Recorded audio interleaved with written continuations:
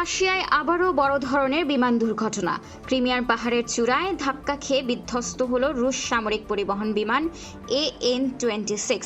এতে প্রাণ হারিয়েছে বিমানে থাকা 29 আরোহী। বুধবার ভোরে রাশিয়ার প্রতিরক্ষা মন্ত্রণালয় এই ভয়াবহ দুর্ঘটনার খবর নিশ্চিত করেছে।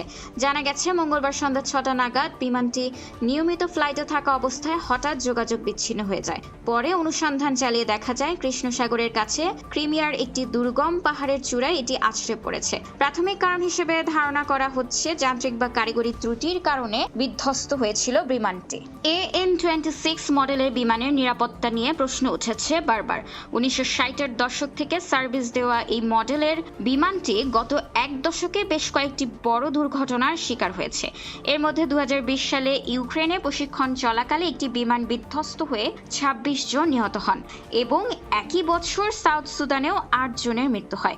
এর আগে 2017 সালে পশ্চিম আফ্রিকার দেশ আইভরি কোস্টে অবতরণের সময় বিধ্বস্ত হয়ে আরোহী 10 জনের মধ্যে 4 জন নিহত হন। এবারের ঘটনায় কোনো আরোহী বেঁচে নেই বলে ধারণা করা হচ্ছে। বারবার যান্ত্রিক গোলযোগ ও দুর্ঘটনার শিকার এই পুরনো প্রযুক্তির বিমানগুলোর সক্ষমতা নিয়ে এখন আন্তর্জাতিক মহলে নানা আলোচনা চলছে। কৃষ্ণ সাগর অঞ্চলের এই পাহাড়ি এলাকায় উদ্ধার অভিযান শেষে এখন দুর্ঘটনার কারণ খতিয়ে দেখতে বিস্তারিত তদন্ত শুরু করেছে রুশ কর্তৃপক্ষ।